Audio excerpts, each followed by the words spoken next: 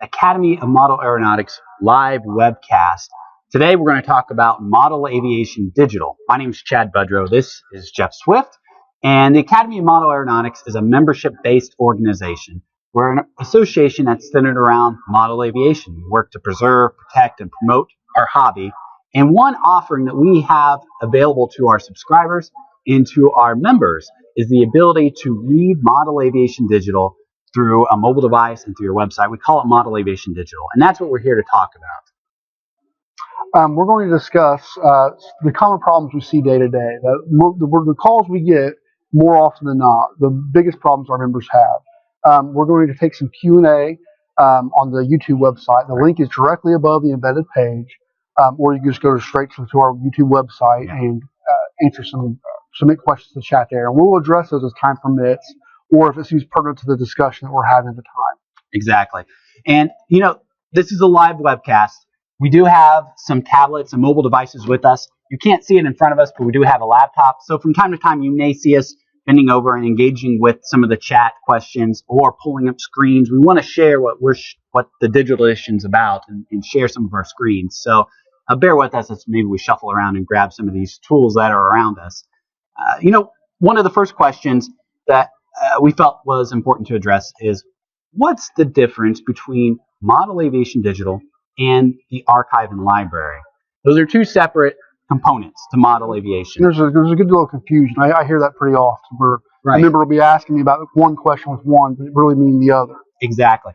Okay, let me pull up a quick screen here. At the very top of modelaviation.com, you'll see the archive library and the digital edition button.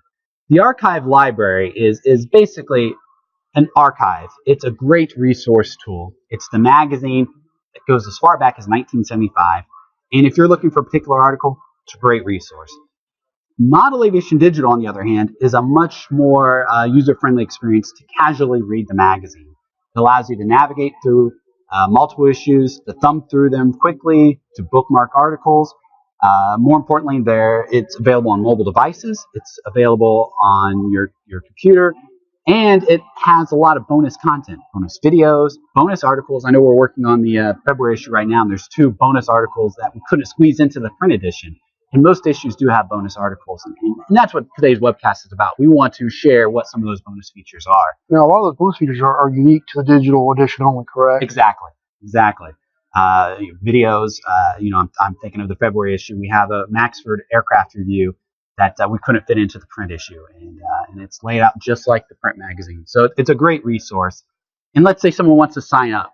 We're past membership renewal season. The membership year's already started. Maybe you haven't signed up yet, or you are a member and you want to switch over to print. What's that process like, and how do you do that? We've got a couple ways of doing that. You can go to the website, modelaviation.com/digital, and towards the middle of the page, I'm going to pull it up. Yeah, sure. Towards the middle of the page, you can see our various options there. You can pick the subscription option you'd like and go ahead and complete it on the web, and that will be submitted to the person that handles it, and the process will be started. You can also call us directly, myself, Jeff Swift, or Chad Budreau, or Lisa Johnson, and we can get you that process initiated over the phone. Towards the top of that page, we have a video that discusses the various subscription options and the kind of nuances of each one and what you get with each, and how that affects your subscription to the magazine, the print, and the digital. Definitely, and I encourage you to check out that video. It's a good overview of what Model Aviation Digital is all about. Let's say you signed up and you want to jump right in. Let me kind of walk you through that process, at least for the online version, so you can see what exactly Model Aviation Digital is all about and how to sign in. So let me pull up that screen. You'll see right here there are quite a few subscriptions. It goes as far back as 2012. A lot of great articles. And let's say you want to jump into the latest issue. You'll immediately be prompted with a screen asking you to sign in with your email address. And that's the email address we have on file here at the AMA. And once you enter that email address, you will have full access to the digital edition. That screen will just disappear, and it'll silently validate you and allow you full access. The great thing about it is once you're signed in, it shouldn't prompt you for a while. The dilemma would be we use a cookie stored on your computer to keep that credential stored. So if you clear your cookies often, or if you have an app that clears cookies, you will be prompted the next time you go to the app. But this is also one of our troubleshooting methods. Right. Because more often than not, there may be some garbled text or things like that nature in the email, and we'll have you clear the cookies and swap your email. Exactly. Using the same method. And what's the app? If you were to sign up for the app, the very first thing, when you download the app, it'll ask you, are you a subscriber? Yes. And you want to confirm that you're a subscriber.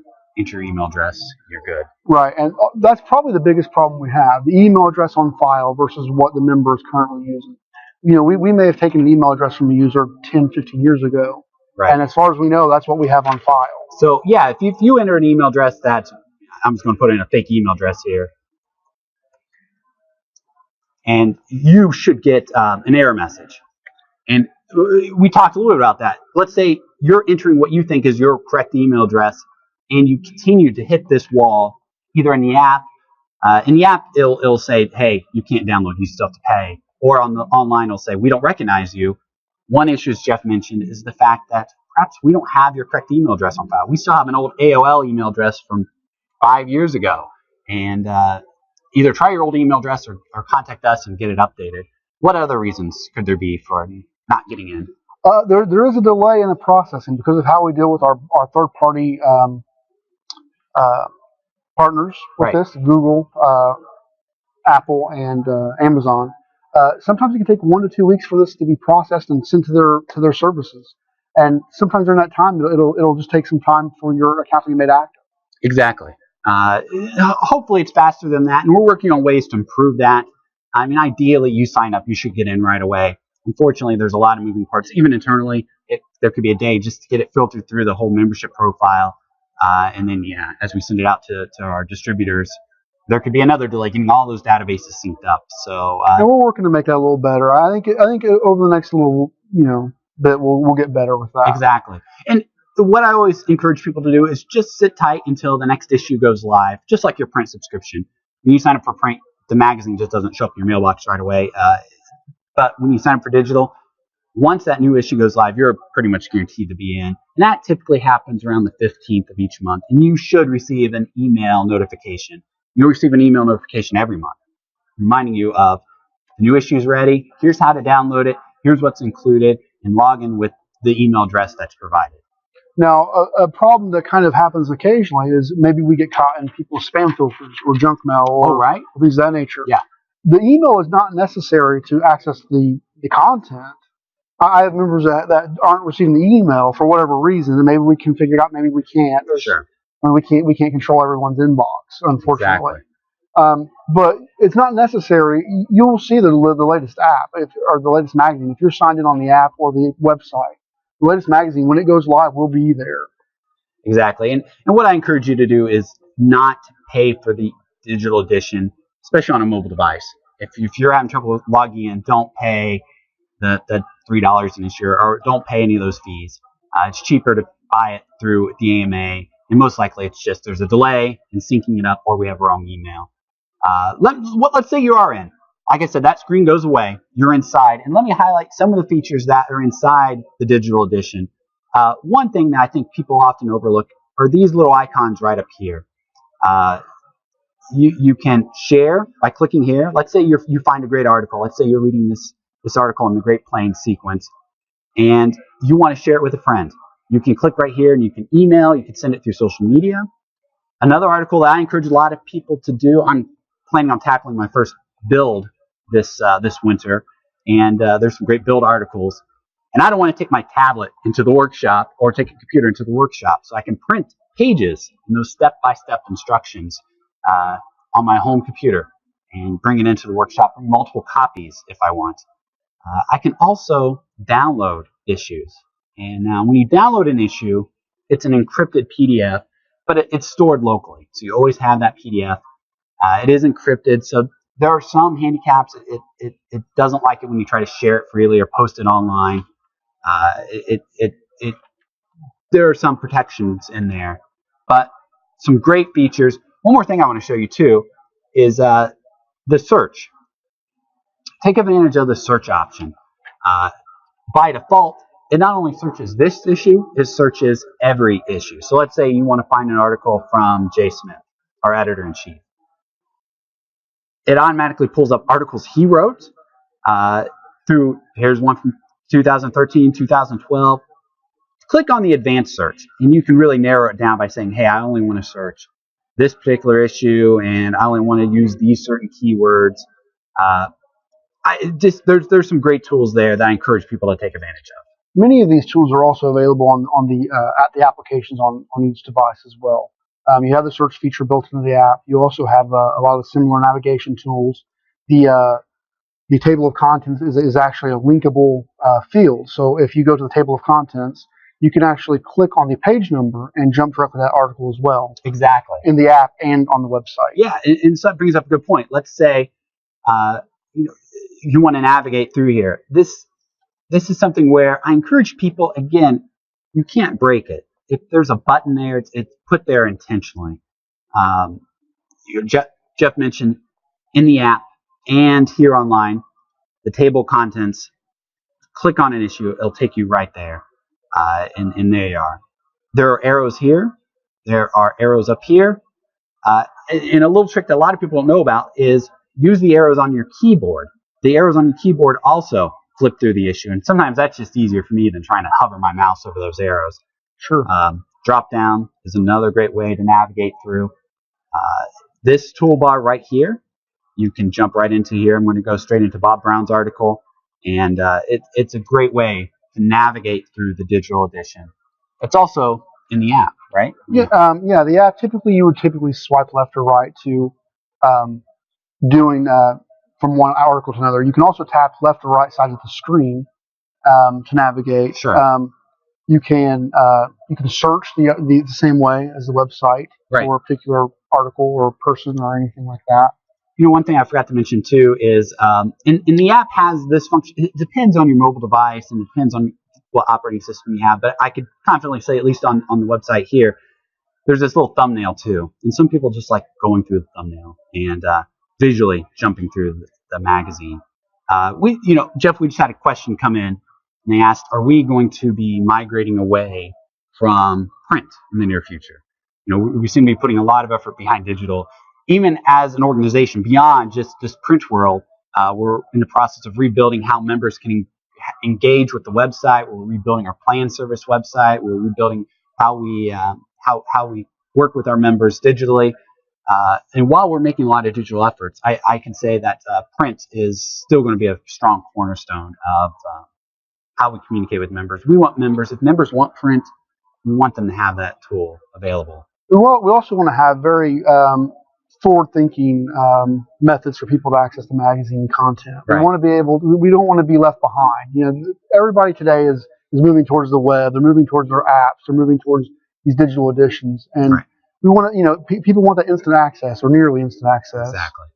And we want to be able to deliver that content as many places as we can to really serve our members. And there's always going to be a place for print. And our mindset right now is the print is still kind of the driver of content. The digital edition feeds off the print. So the stories that are in the print feed the digital edition. And we don't really have plans to drop print anytime soon. But we do allow members, if someone doesn't want print and they want to save the shipping and printing fees and they'd rather invest their member dollars into the distribution fees and building the app, that's great. Save some trees, whatever your reason is. I have many members, and I'm sure you have as well, have called and talked about how, and this isn't specifically for the Model Aviation Digital, but for the archive. They'll utilize the archive as a method to get rid of their stack of magazines their wife has been wanting to throw out for 20 years. And if you're like me, I have woodworking magazines. I have other magazines too that just pile up, and it's frustrating because I know I want to save some of those old articles. Right. There's a great tip in there, and the tough part is when it comes time to find it, I'm trying to scratch my head. I think it was a 2002 issue, and I think the cover looked like this. And well, your access to that content is only as good as your memory of when you read it. Whereas now we can search it, and to some extent that benefit is still with MAD, the digital edition as well, but it only goes back to 2012. That would be your dilemma. Exactly. With that compared to the archive. We have some questions that came in talking about how to improve your reading experience. The trade-off is, let me pull up the screen again. Members asked us very specifically, let's say they're reading page 62 of the magazine, and there's a little call out that says go to the digital edition and see a video or watch bonus content. The request was, we want the digital edition to replicate that. I want to be able to go to page 62 in the digital edition and see the exact same thing. So we did that. The dilemma with that typically is it's not necessarily as easily to read on a digital or on a mobile device versus, or even on the computer. Here on the website, that can be difficult to read. Right. So we have built-in features to make that more easily readable. We have a text button on the app that will bring it up in a text form that's better formatted for your screen that you're currently using. Exactly. The website has a similar feature. Correct? Yeah, it's very similar. Instead of text, it's called the article, and this is exactly what your mobile experience will look like. It'll pull out key images from the article. It'll pull out text. The nice thing with the app is it actually allows you to increase font size as well. But this is a great resource. I don't think a lot of people notice. Just look for that text button at the bottom of your mobile device, or look for this open article button. Online, you can go from one screen to two screens. That helps. With the app, just rotate your app. Now, if you're on a smartphone, I think it's automatically portrait one page at a time. On bigger tablets, it may be a spread and just rotate it portrait-wise. And of course, you have Zoom. It just depends. Some people like the whole Zoom and read. Some people like to just click on the open article button right away and just read those article buttons. Whatever your preference is. Some people like to have options. Yeah, some people just print them out. So there are some ways to improve that reading experience. And we are working on some options to make this more digital formatted, a little more formatted for digital. And we don't have a launch date yet, but there are some options that we hope to introduce soon that will allow people to read the magazine either in this replica format or maybe in a more web-friendly format. Now, we do have a question about the archive. Right. Is the entire archive searchable from one point? Yes, it is. Sure. We have a couple different features for that. It is we have a basic search and we have an advanced search. Right. We are working at kind of rebuilding the backend that handles this currently.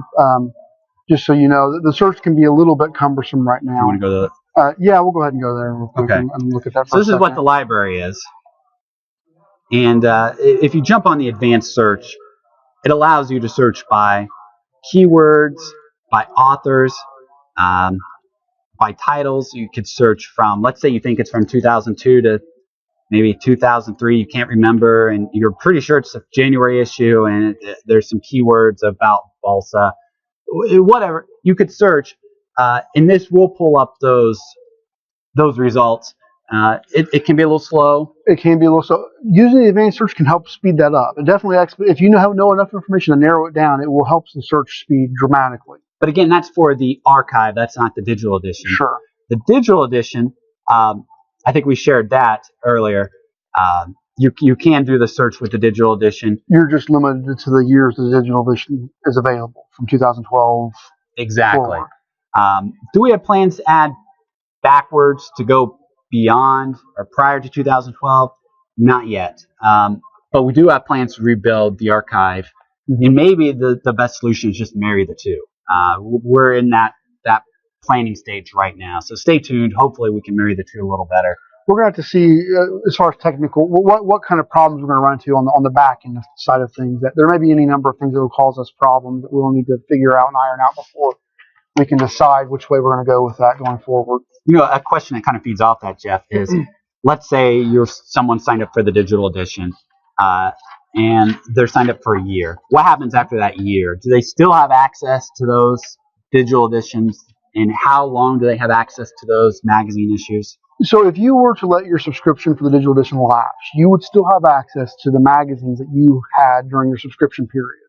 So at any time going forward, right, you just wouldn't have access to the current ones as they come out. So once your subscription has expired, anything going forward you would not have access to until you renew your membership for the digital edition. Exactly. So let's say your subscription expired on January 2015. This issue would be pretty much the last issue you could access, but you could still access all the previous ones. To the beginning even, right? Exactly. You just can't access any new issues going forward until you renew that membership. And at that point, It's all fair game. It's all available for you once again, whether you're on the website or the app or a mobile tablet, mobile device. You should be able to access any of those issues you paid for. Mm-hmm. Let's say the issues can be they can be pretty good size. We've worked on trying to keep that download size small for mobile devices because memory's precious. Some devices, especially with the iPad, you can't add memory to it. If you have 16 gig, that's all you have. And each issue is about 100 to 200 meg, sometimes smaller, which is not bad for a 160 to 180 page magazine. I know Wired, which is maybe half that size, some of those issues could be 500 meg. So it's we kept it manageable, but it could still... You have a lot of image-related content. Exactly. So let's say someone wants to delete some of those issues. Mm-hmm. How would you advise someone to delete issues off their iPad so they're not eating up storage? On the iPad, you can navigate to the newsstand, right, and then you would select our magazine. At the top of the page of our magazine, you see a cog or a gear, whatever you want to call it, and you click that, and from there you can actually select the individual issues you'd like to delete. Exactly. And with the Android, it's a little clunkier, but it's available. The problem with the Android is each Android device is different, so they all build their settings are slightly different. But for the most part, you would navigate to your settings menu, and then you would go into the app data for our app, right, and clear the app data. Exactly, and it'll wipe it clean. It'll wipe everything clean. Unfortunately, at this time you lose all the articles at once. They can re-download them, but let's say you have 5 issues downloaded in Android, all 5 will get wiped. Whereas iOS, you can cherry pick on iOS. Exactly, and that's something we're wanting to work towards going forward. But as of right now, that's just kind of how it is. Yeah, unfortunately. And the little peek behind the scenes is, can it be done with Android? Yes. The problem is we can't make it consistent with all devices. Samsung versus LG versus Sony, all the different devices respond differently to the Android platform, or all they have different layers of operating systems built onto the Android, and it complicates things. So I suppose actually, since we're talking about like the locations of clearing out the sure, magazines, that's actually the same locations where you change your emails as well. That's a good point. So I think we glossed over that question. Let's say we talked about they can't sign in. Or let's say they have that old outdated email address. We update the email address here in-house. Now they can start signing in with their correct email address. They can sign in online pretty easily, but how do they change their email address in the app? Right. So on iOS devices, on the Apple devices, you'd be in the newsstand on our magazine settings cog, and right there is your email address. You would change it to the same location where you delete issues. Right. On Android, the best technique is to actually clear out the cache the same way I told you for deleting issues. Because then when you start up the app and click one of the magazines, you'll be prompted for your email again. Right. Very similar to how your computer would work. Exactly. So, Jeff, I think we hit most of the highlights with the digital edition. Just to reiterate, you do have access to any mobile device if you're a Model Aviation Digital subscriber, and that includes Apple, that includes the iPad, iPhone, iPod, most Android tablets and smartphones. There are some exceptions. It may not include, some Android e-reader maybe you bought at a drugstore that for $50. But for the most part, it should include most Android devices. I do know if you're still operating on Android 2.2, it may not work very well. You really do need to be on a more current Android operating system that's at least a couple of years new. And it is available on the Kindle HD, right? Yes, Kindle Fire. It doesn't have to be Kindle Fire HD, Kindle Fire in the phone. And I've actually had some people tell me they've had luck sideloading it to Google Play on a Nook HD. It's not directly supported though. Yes, so we're not saying this is a Nook app, but you might be able to sneak it in through Google Play if your Nook HD has access to Google Play. I do know members have had some luck getting on a Nook HD. So. And of course, if you have web access, you're great. It doesn't matter what browser. But sure, even so, it is mobile friendly, right? So you can just use your browser on your mobile devices as well. Exactly. So, with that being said, if you have any other questions that you'd like to share with us, feel free to contact us anytime. Our phone number is 1-800-IFLY-AMA. You can also email us at MADigital@modelaircraft.org. And of course, we have options throughout the website to contact us. You can write the editor. You can send us questions. We do monitor social media quite a bit. So if you contact us through Facebook, through Twitter, through YouTube chat, we'll be monitoring that as well. And of course, call Jeff or Chad. Yeah, call us directly. Even. Exactly. That's what we're here for. So we're glad to offer this. If you have insight or tips how to make this better, we're always open to suggestions. And for those who were not able to attend, we will have this recorded and we'll have this posted on this website for future viewing. And we appreciate you guys tuning in and enjoy Model Aviation Digital.